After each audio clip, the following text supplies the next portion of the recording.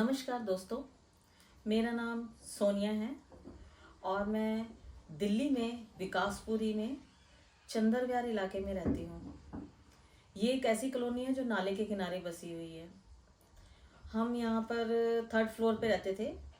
4 floor का ये building थी और इसमें हम थर्ड फ्लोर पे रहते थे। तो बाकी सब पड़ोसियों से भी, फ्लोरों वाले से भी हमारी बहुत अच्छी बॉन्डिंग थी, हमारा अच्छा मेल जोल था। और मैं अपने पति और 3 बच्चों के साथ यहाँ रहती थी। मेरे बच्चों में एक बड़ा लड़का है और 2 लड़कियाँ हैं। तो दोस्तों, मैं जो अपना एक्सपीरियंस आपके साथ शेयर करना चाहती हूँ वो दिवाली की रात मेरे साथ हुआ। और मैंने सपने में भी नहीं सोचा था कि ये एक्सपीरियंस मुझे शेयर करना पड़ेगा आपसे और मेरे साथ ये होगा। तो सुना भी कम था मैंने इस बारे में।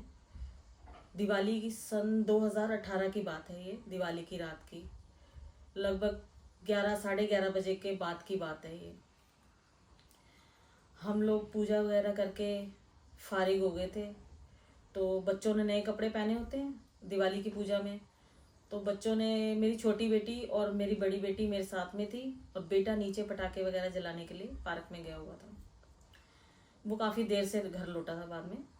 तो जब मैं और मेरी बेटियां घर में अकेली थी, हमारा फ्लोर जो था 50 गज का जो होता है, छोटा एक 1 बेडरूम सेट होता है, वो है हमारा, वो था। तो उसमें पहले ड्राइंग रूम पड़ता था, फिर कॉरिडोर में साथ में वॉशरूम, रसोई और फिर बेडरूम पड़ता था। तो हम ड्राइंग रूम में पूजा करी हमने और वहाँ पे हम फ्री होके बैठे हुए थे। आज की जो फोटोज़ वगैरह वो सब देख रहे थे। तो मेरी बड़ी बेटी ने ड्रेस चेंज नहीं किया। तो मैंने उनको बोला नए कपड़े हैं, आप चेंज कर लो जाके। मैंने थोड़ा रूडली सा बोला, क्योंकि मैं उससे पहले 2-3 बार इसको बोल चुकी थी पर उन्होंने नहीं किया। तो मैंने फिर रूडली बोला कि जाके चेंज करो। तो वो भी थोड़ा सा गुस्से में अंदर चलेगी, अंदर वाले बेडरूम में चलेगी चेंज करने के लिए। तो दोस्तों, यहाँ जो कॉरिडोर का रास्ता था उसको हमने पर्दे से ब्लॉक किया हुआ था कि हमारा ड्राइंग रूम सेपरेट नज़र आए। उसके साथ ही सोफे पे मैं बैठी थी अपनी छोटी बेटी के साथ। तो वो पर्दे के पीछे से आवाज़ आती है, जैसे कोई बिल्कुल पर्दे के पीछे ही खड़ा है। जैसे मेरी बेटी की आवाज़ में थी। तो जैसे मेरी बेटी पीछे, पर्दे के पीछे से आवाज़ मार रही है, मम्मी। तो मैंने, जैसे नेचुरली बच्चा बोलता है और माँ उसकी बात का जवाब देती है, ऐसे ही मैंने दिया। फ़ोटो मैं देख रही हूँ और बेटी को भी दिखा रही हूँ। तो मैंने बोला उसके बाद कोई रिस्पॉन्स नहीं आया, कोई जवाब नहीं आया उसका भी। तो मैंने भी कोई ख़ास गौर नहीं किया। 2-4-5 मिनट बाद फिर से आवाज़ आती है, मम्मी। जैसे मेरी बेटी ही बोल रही है, पर्दे के पीछे से, ज़्यादा दूरी से नहीं, बिल्कुल मेरे बैक साइड में ही पर्दा था। तो मैंने बोला मैंने दोबारा से बोला मैंने इतना गौर किया ही नहीं, क्योंकि हमारे दिमाग में ऐसी बात थी ही नहीं कि हमारे साथ ये चीज़ हो सकती है।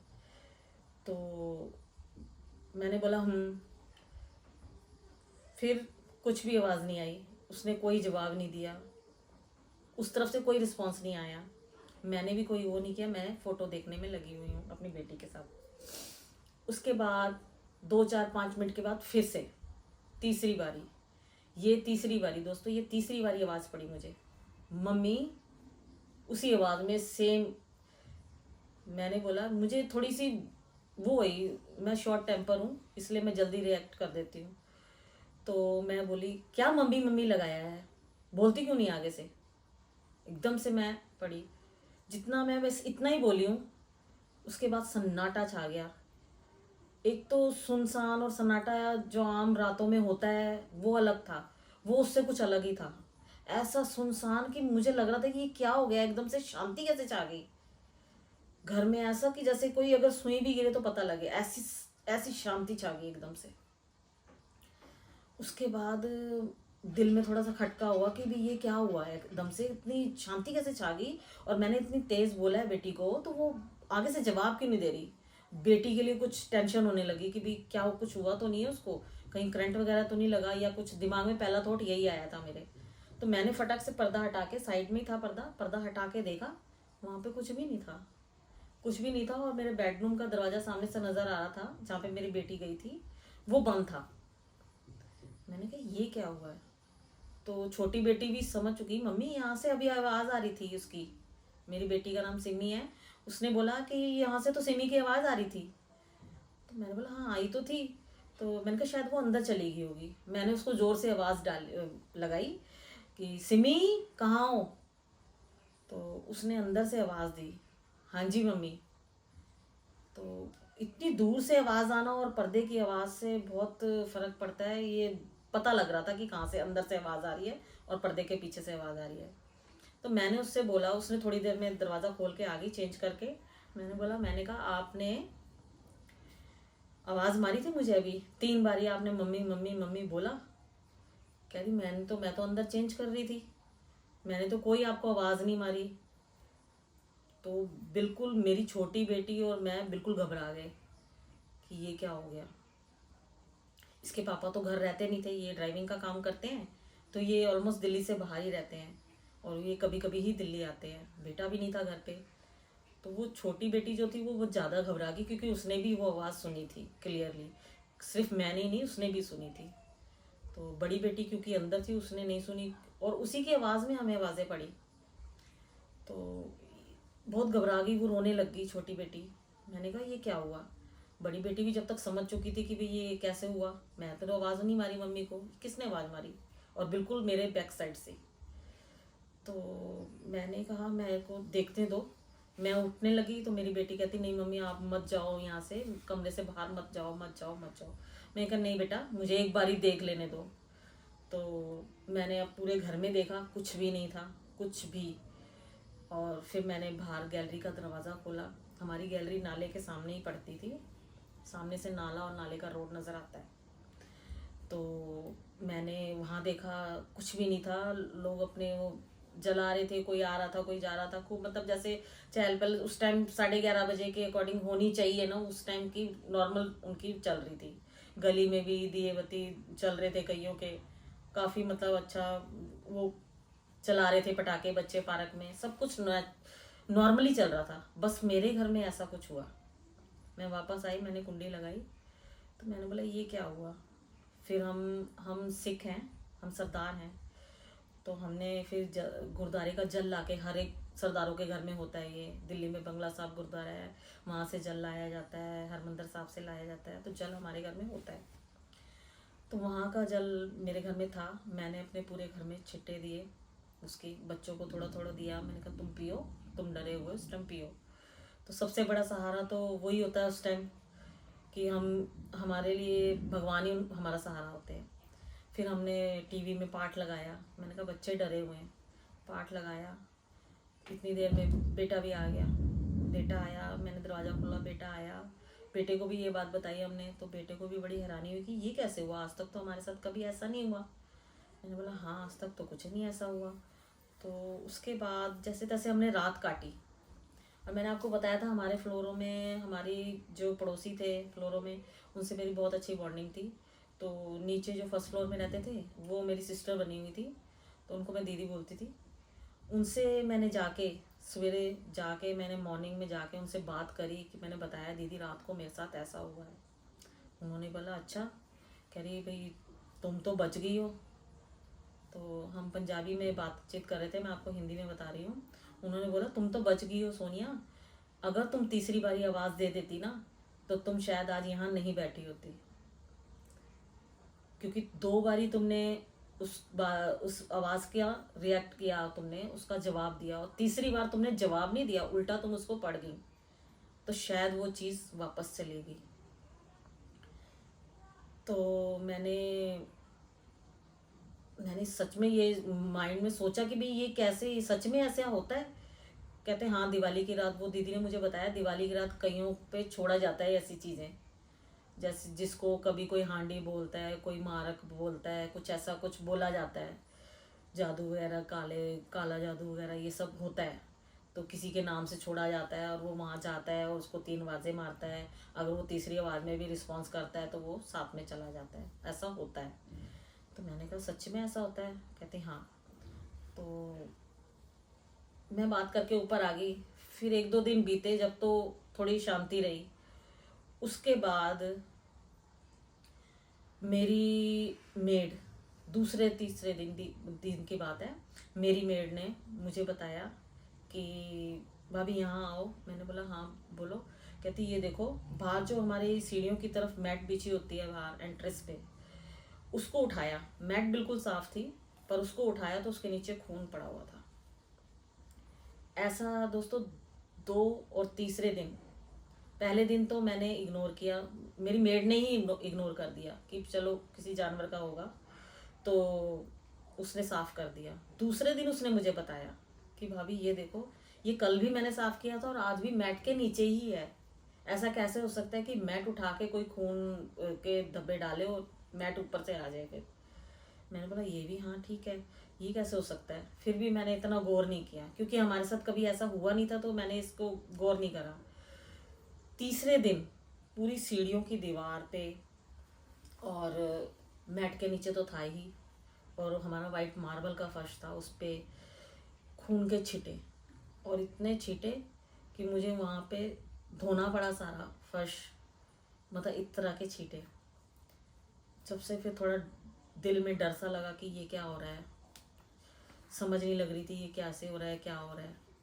फिर मैंने वो नीचे वाली दीदी से जाके बताया, तो दीदी ने मुझे बोला कि देखो इतना कुछ हो रहा है, और घर में मेरे बहुत नेगेटिविटी सी फैल गई थी, और मेरा खुद का शरीर ऐसे रहने लगा था जैसे कि मैं बहुत बहुत बहुत बीमार होती हूँ, बड़े दिनों की बीमार होती हूँ। ऐसे उठा भी नहीं जाता था, ना बच्चों की रोटी बनाई जाती थी, ना कुछ ऐसा, मैं बीमार सी। 3-4 दिन में मेरे को ऐसा हुआ। और एक रात मैं आपको मेंशन करना भूल गई, उससे 2 रात के बाद मुझे, जो ये जब ये घटना हुई मेरे साथ, उससे 2 रात के बाद मुझे कुछ नज़र भी आया था। हमारा जो टीवी था वो बड़ा था, 55 इंचज़ का था, तो हमने थोड़ा हाइट पे लगाया हुआ था, क्योंकि हमारे कमरे छोटे थे तो हमने थोड़ा हाइट पे लगाया था। तो उसकी हाइट ऑलमोस्ट 5 फीट होगी टीवी की। तो मैंने उससे भी लंबी परछाई देखी, उससे भी लंबी परछाई देखी, और एकदम से देखी जैसे सोए पड़े बंदे की। मैं ड्राइंग रूम में ही सोती थी, वहाँ पे दीवान था सोफों के साथ, तो मैं वहाँ पे सोती थी। तो मैं एकदम से आँख खोलती हूँ, एकदम से ही खुलती है आँख, तो मैं एकदम से देखती हूँ कि वो चीज़ वहाँ खड़ी है इतनी लंबी। और एकदम से दोबारा से, जैसे आंखों पे यकीन नहीं होता ये क्या चीज़ है, मेरी आंखों का धोखा तो नहीं है, तो मैंने ऐसे करके एकदम से आंखें खोली तो कुछ नहीं था। और ये जागते जागते में हो रहा था कि कुछ नहीं था। और ये 3 से 3:30 बजे के बीच का टाइम था।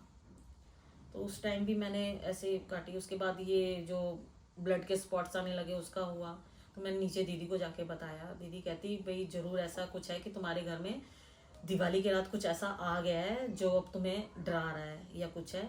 तो मैं एक ऐसे पंडित को तुम्हें बताती हूँ, तुम वहाँ जाओ और तुम ज़रा उनको बताओ ये सब चीज़ें। तो मैंने वहाँ जाना ही अच्छा समझा, क्योंकि बच्चे बहुत डर गए थे इन चीज़ों से। तो मैं गई तो पंडित जी ने पहले दिन तो मुझे वापस भेज दिया, कहते जाके अपने घर की मिट्टी लेके आओ। मैंने कहा ठीक है। मैं जो पहली झाड़ू होती है, पहली झाड़ू लगती है घर में सवेरे, उसकी मिट्टी लेके आओ। तो पहली झाड़ू जब मैंने लगवाई और उसकी मिट्टी मिट्टी मैंने लेके पाउच में डाल के मैं लेके गई, तो वो मिट्टी उन्होंने, पंडित जी ने सूंघी। जब उन्होंने सूंघी ना, तो उन्होंने ऐसे एकदम से किया और कहा कि भाई हाँ, कुछ तो गड़बड़ है तुम्हारे घर में, कुछ तो है तुम्हारे घर में। तो कह रहे, फिर उन्होंने मुझे देखा, तो मैंने सारी उनको बताया, कुछ उन्होंने अपने आप से भी बताया। तो उन्होंने मुझे बताया कि तुम्हारे घर में कोई चीज़ है, कोई एंटिटी टाइप या कुछ भी ऐसी चीज़ है। तो उन्होंने मुझे उपाय बताया। मैंने उपाय के लिए बताया, उनसे पूछा कि मैंने कहा आप उपाय बताइए कि ऐसा क्यों हो रहा है और ये ना होए। तो उन्होंने मुझे बताया कि तुम मिट्टी का एक दिया लेके चमेली का तेल का जलाना है तुमने 7 दिन, हनुमान जी का नाम लेके। तुम नहीं तो कोई भी घर का कोई भी सदस्य जला सकता है। तो मैंने वहाँ से मैंने बोला, मैंने कहा 7 दिन में पता नहीं क्या से क्या हो जाएगा, जब ऐसा 2-3 दिन में ऐसा सब कुछ हो रहा है, तो 7 दिन में क्या होगा, 7 दिन के लिए भी कोई रोकथाम करो। तो उन्होंने बोला कि मैं तुम्हें एक चीज़ दे रहा हूँ, तो उसको पानी में घोल के तुमने पोछा भी लगवाना है और तुमने घर में अपने छींटे भी मारने हैं। तो मैंने वो चीज़ ले ली और कह रहे अभी 7 दिन तक तो तुम सेफ हो, जब तक ये दिया जल रहा है उसके बाद मुझे बता देना। मैंने कहा ठीक है। तो उन्होंने, मैं 7 दिन के लिए मैंने जो उन्होंने बोला मैं सब किया। मैंने पोछा भी लगवाया उस चीज़ को घोल के जो उन्होंने दिया था, तो और छींटे भी मारे घर पे। और 7 दिनों में कुछ भी नहीं हुआ, पर हाँ थोड़ी मुझे नेगेटिविटी ज़रूर फील होती थी। पर जैसे ही दिया जलता था तो थोड़ी पॉजिटिविटी आती थी, माहौल अच्छा बन जाता था घर का जैसे पहले था। तो 7 दिन के बाद वो उन पंडित जी ने बोला था कि वो दिया जो तुम जलाओगी वो लेके आना। तो मैंने वो दिया थैली में डाल के बांध के लेके गई। 7 दिन जलाया था मैंने। जब मैं लेके गई तो पंडित जी ने वो दिया भी सूंघा, और सूंघते ही एकदम से ऐसे करा और मुझसे बोले कि ये दिया जलाया किसने है।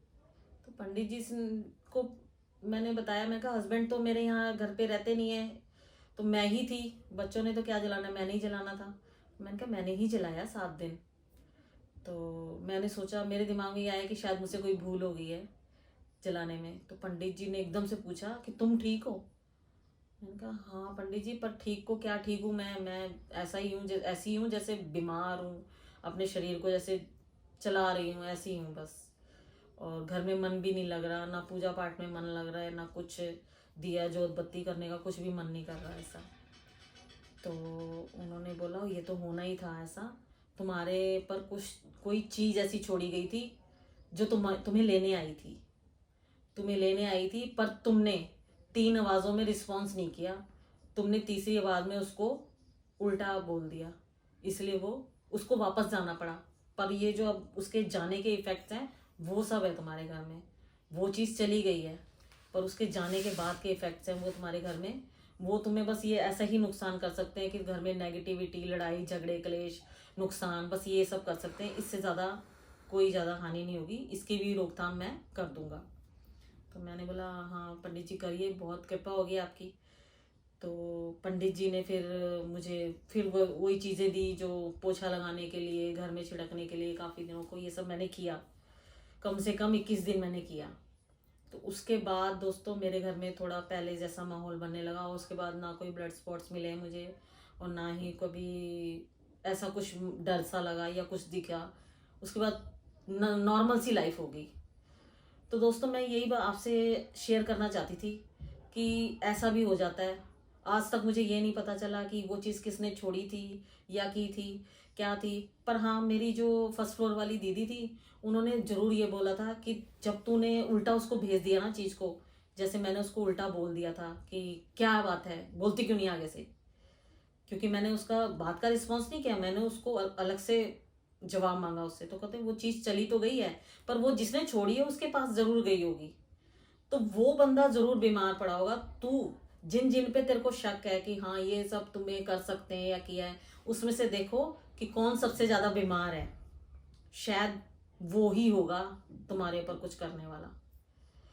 तो मैंने, मेरा इतना रिश्तेदारी में मैंने इतना कोई वो देखा नहीं, या रिश्तेदारी समझ लो या जान पहचान वाले समझ लो, तो ऐसे तो बहुत होते हैं। पर मेरे एक नज़दीक के रिश्तेदार थे, मुझे खबर लगी थी कि वो बहुत ज़्यादा बीमार चल रहे हैं, वो बहुत ही ज़्यादा बीमार थे। तो मेरा जो उनकी बातों से शक पड़ा था वो कंफर्म हो गया। तो शायद वही थे, वो मुझे नुकसान पहुंचाना चाहते थे या क्या थे, ये तो अब भगवान ही जानता है। पर जैसा दीदी ने बताया था कि वो चीज़ अगर वापस गई होगी तो वो उनको इफ़ेक्ट जरूर करेगी। इफ़ेक्ट में ये हो सकता है कि वो उनको नुकसान करे या बीमार पड़े या ऐसा कुछ हो, तो तू ये देखना। तो मैंने देखा कि मेरे एक नज़दीकी रिश्तेदार जरूर बीमार पड़े थे, और बहुत अच्छे से बीमार पड़े थे। तो मैंने फिर भी उनसे अब दूरी बना ली है, दूरी बना के रखती हूँ मैं, बस इतना ही कह सकते हैं। तो दोस्तों मैं आपसे आज जो एक्सपीरियंस शेयर किया है ना, वो मेरे ज़िंदगी में पहला ऐसी घटना थी जो मेरे साथ ये हुआ, और मैंने इसलिए सोचा कि मुझे इसका हॉरर पॉडकास्ट ज़रूर बनाना चाहिए। और मैं इससे आपको ये सिखाना चाहती हूँ कि भी आप 3 आवाज़ों में तो कभी भी रिएक्ट मत करो, क्योंकि बहुत नुकसान हो सकता था अगर मैं रिएक्ट कर देती तो हो सकता है कि मैं आज यहाँ बैठी ही नहीं होती। तो इसलिए कह रही हूँ आप सब को कैसी लगी है ये मेरी स्टोरी, ये ज़रूर बताना। आप ये मेरी स्टोरी को लाइक करना, शेयर करना प्लीज़, और हाँ, मेरे चैनल को सब्सक्राइब जरूर करना। तो दोस्तों, तब तक के लिए नमस्कार, और मैं अगली स्टोरी लेके ज़रूर आऊँगी। और हाँ दोस्तों, अगर आपके पास भी कोई ऐसी स्टोरी है तो प्लीज़ मेरे ईमेल आईडी पे ज़रूर सेंड करिए। मैं आपकी स्टोरी अपने चैनल पे अपनी आवाज़ में सुनाऊंगी। Thank you.